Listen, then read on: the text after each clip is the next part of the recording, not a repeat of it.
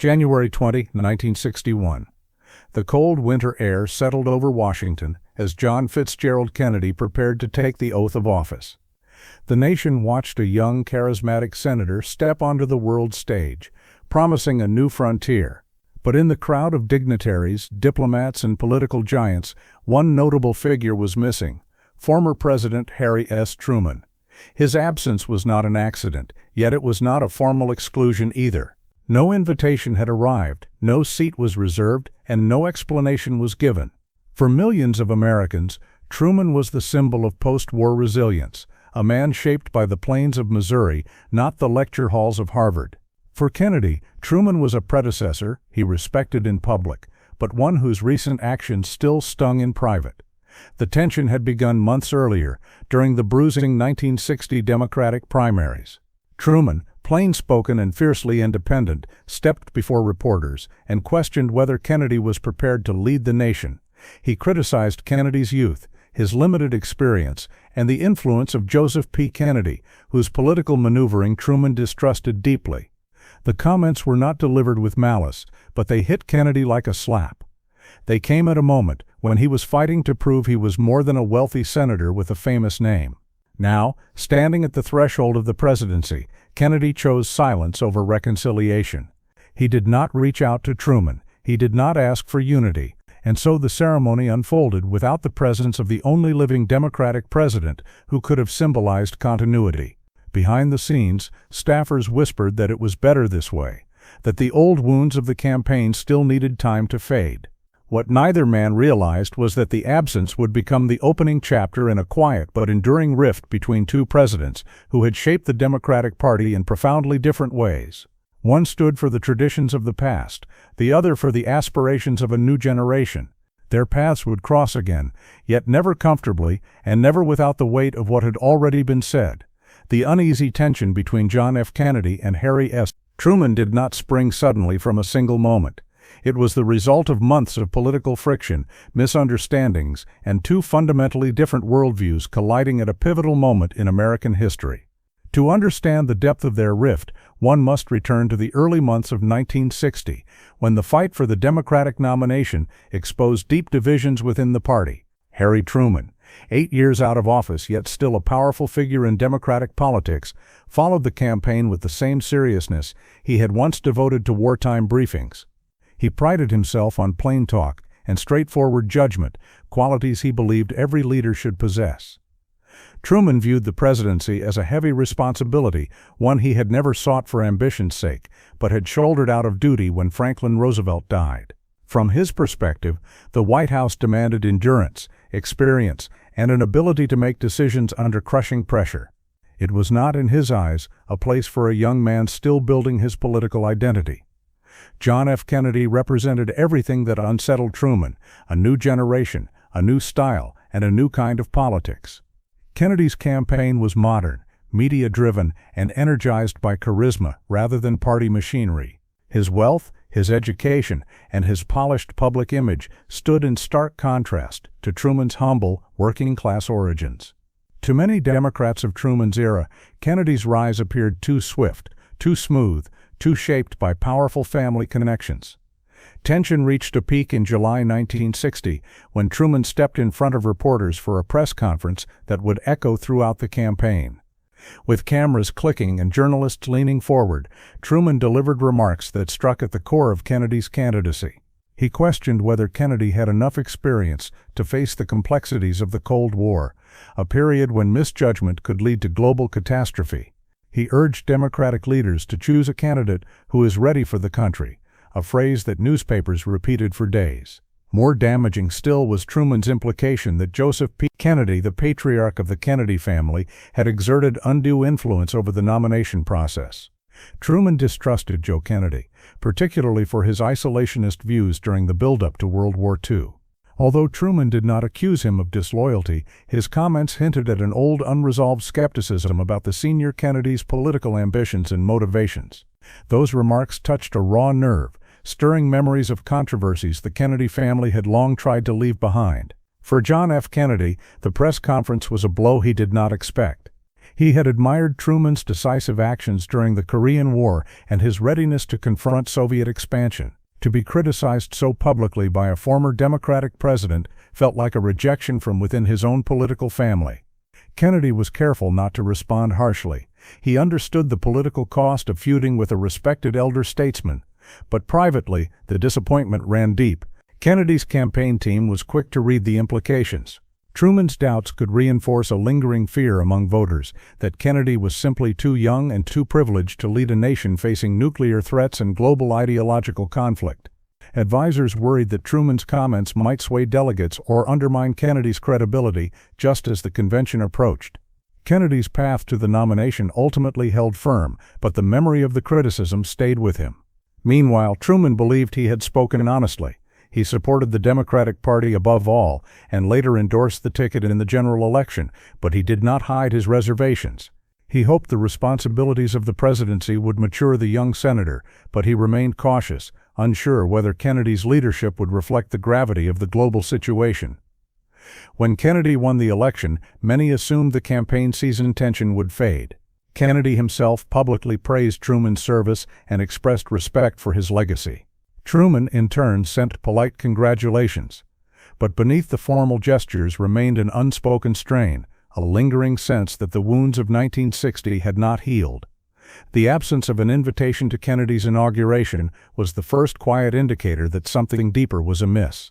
It was not a declared slight, but for the political observers who noticed it, the omission signaled that the new president had not forgotten the sting of Truman's public critique. And as Kennedy began shaping his administration, the distance between the two men would only widen, revealing a division not based on personal animosity alone, but on clashing philosophies, competing generations, and the shifting identity of the Democratic Party itself. As 1961 unfolded, the quiet distance between John F. Kennedy and Harry Truman took on a deeper and more symbolic meaning. On the surface, there was no formal declaration of hostility, no public criticism exchanged, no dramatic confrontation. Yet the absence of invitations, the lack of consultation, and the careful avoidance of contact between the two men became a story in itself, one that reflected the broader transformation of American politics at the dawn of the 1960s. Kennedy entered the White House with a sense of momentum that dazzled the country. His administration embraced youth, energy, and the glow of possibility. Photographers captured scenes of elegant evenings, glittering dinners, and cultural gatherings that showcased a new aesthetic for American political life. Journalists called it the Camelot atmosphere, a term that would come to define the Kennedy era in popular memory. Truman, by contrast, belonged to an older world, one shaped by hardships of the Great Depression, the dust of Missouri farms, and the raw challenges of leading the nation through the final stages of World War II. He had never cared for glamour, and he distrusted any leader who leaned too heavily on image. For Truman, the presidency was a job, not a stage. It was defined by responsibility, not spectacle. These differences were not simply stylistic. They reflected profound contrasts in background and belief. Truman came from working-class roots, self-educated and forged in local politics. Kennedy emerged from a family of wealth and global connections, educated at elite institutions and supported by a powerful political network. Their different upbringings shaped how they viewed government, leadership, and the role of the United States in the world. Kennedy's aides, eager to build a modern presidency, rarely sought Truman's counsel. They admired the former president's toughness and honesty, but they believed his approach belonged to an earlier era. The foreign policy challenges of 1961, Cuba, Berlin, the nuclear arms race, seemed to demand new strategies and new voices. Truman's name did not appear on guest lists for policy briefings, ceremonial events, or even the occasional social gathering. The absence was not a deliberate exclusion, but it was unmistakably consistent. Meanwhile, Truman watched the new administration from his home in Independence, Missouri. He continued writing, lecturing, and commenting on national affairs, but he noticed the silence from Washington. To Truman, who had invited former presidents to the White House during his time in office, the lack of communication felt unusual. He did not complain publicly, yet he was aware that the relationship had cooled in ways that reflected more than political disagreements. Inside the Democratic Party, the quiet rift was understood as a symbol of shifting eras. Some older party leaders still viewed Truman as the embodiment of democratic values, plain-spoken, principled, guided by a belief in public duty. Younger Democrats saw Kennedy as a visionary who could lead the nation into a new frontier.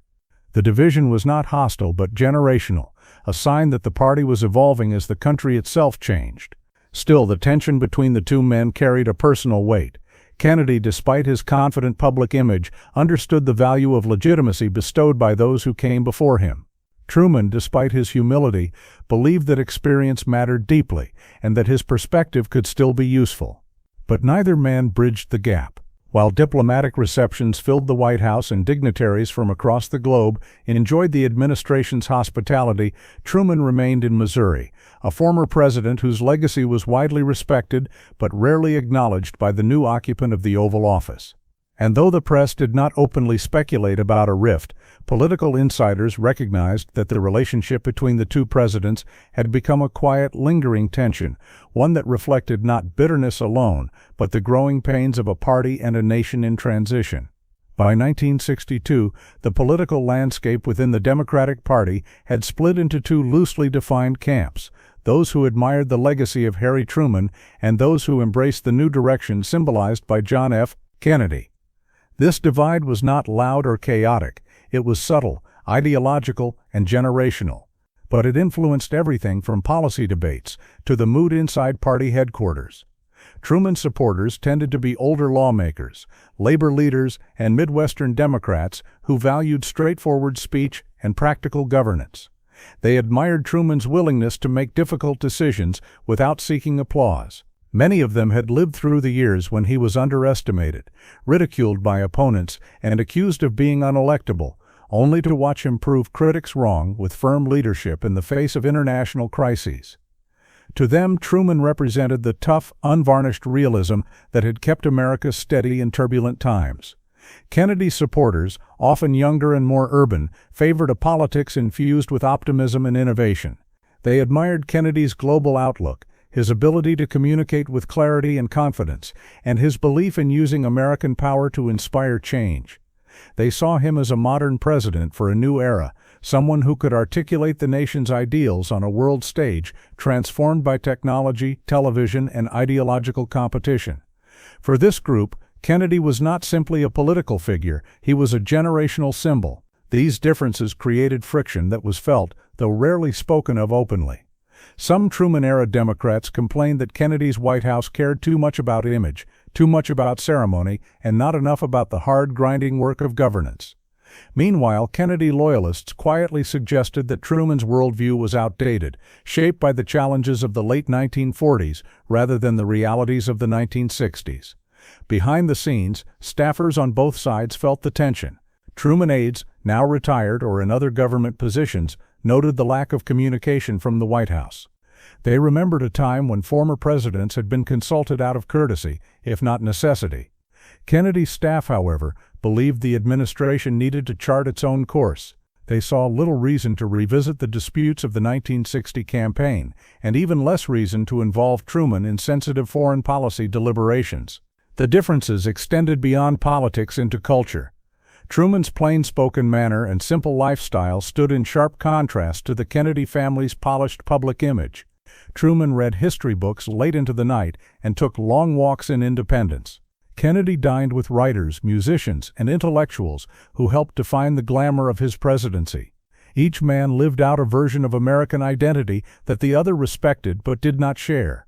By mid-1962, the symbolic divide had grown so clear that political observers began to notice Truman's absence from major Democratic events. He was not invited to state dinners, policy briefings, or White House ceremonies that showcased national achievements. Although the press rarely highlighted it, party insiders recognized that Truman had become a quiet outsider in an administration led by a man he had once doubted, and whose rise symbolized a shift Truman had not fully embraced. Yet neither man expressed open resentment. Both continued to speak respectfully of the other in public statements.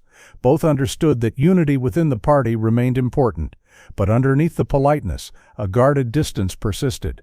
Truman believed Kennedy respected him only in the formal, impersonal way one might respect history. Kennedy believed Truman still questioned his readiness for leadership, even after months in office. As the months passed, the absence of personal contact became more than a political footnote, it became a symbol of two eras struggling to coexist. The Democratic Party, once united by Roosevelt's legacy and Truman's steadfast leadership, now found itself navigating the transition from the practical politics of the mid-century to the aspirational politics of a new decade. By early 1963, subtle political pressures and the natural passage of time began to soften the frosty distance between John F. Kennedy and Harry S. Truman. The country had shifted through moments of crisis and achievement under Kennedy's leadership, from the Bay of Pigs disaster to the near catastrophe of the Cuban Missile Crisis. In the eyes of many Americans, Kennedy had been tested, sometimes painfully, and had demonstrated the steadiness that Truman once feared he lacked. Truman watched these events from independence with growing interest. He did not hide the fact that Kennedy's performance during the missile crisis impressed him. The former president understood better than most how lonely and terrifying the burden of nuclear decision-making could be. In private conversations, he admitted that Kennedy had shown courage under pressure, something Truman believed was the true measure of leadership. Though he did not say it publicly, his respect for Kennedy had grown. Advisors around Kennedy also began to reconsider their stance. After more than 2 years in the White House, Kennedy was increasingly aware of the historical mantle he carried. He understood that the presidency was not simply a stage for the present moment, but part of a long chain of leadership stretching back through the generations. Inviting Truman back into the fold, even symbolically, would strengthen that historical continuity. It would also heal a quiet division that had lingered within the Democratic Party. Thus, the first steps toward reconciliation began, not through grand gestures, but through small exchanges, notes of appreciation, polite acknowledgments, and personal messages delivered through intermediaries. These tentative gestures set the stage for what would become their most significant meeting. In April 1963, Kennedy invited Truman to the White House for a ceremony honoring the dedication of the Truman Presidential Library. The invitation, simple yet deliberate, surprised many observers who had grown accustomed to the silence between the two men. Truman accepted without hesitation. For him, the library was not merely a building. It was a monument to public service, transparency, and the preservation of democratic history. When Truman arrived at the White House, the atmosphere carried a mix of formality and genuine emotion. It was the first time in Kennedy's presidency that the two men stood together publicly. Cameras clicked as they exchanged handshakes and brief smiles. Kennedy delivered remarks praising Truman's commitment to honesty, accountability, and the responsibilities of leadership. Truman, for his part, expressed gratitude and spoke warmly of the office they both had inhabited. Yet even as the event suggested a thaw, those closest to both men knew the relationship was still marked by unspoken truths. Kennedy had not forgotten the sting of Truman's 1960 remarks, and Truman had not forgotten the quiet distance that followed Kennedy's inauguration. Their reconciliation was more symbolic than personal, a gesture of unity rather than a revival of friendship. Still, the image of the two presidents standing together resonated deeply. For the Democratic Party, it represented a bridge between generations. For the public, it signaled that leadership could rise above past disagreements. And for historians, it offered a glimpse into the complex nature of political relationships, shaped as much by personality as by policy. The story of their relationship did not reach a dramatic climax. Instead, it ended quietly, overtaken by the tragedies and transformations that soon followed. When Kennedy was assassinated in November 1963, Truman expressed sorrow and shock. Despite everything that had passed between them, he had respected what Kennedy was trying to achieve and recognized the promise of a presidency cut short. Kennedy's death closed a chapter that neither man had fully resolved, a reminder that history often leaves relationships unfinished, shaped by moments of conflict, pride, respect, and the relentless movement of time. In the end, their story was not one of enmity nor of deep friendship, but of two presidents linked by history, separated by temperament, and connected through the evolving identity of the nation they served.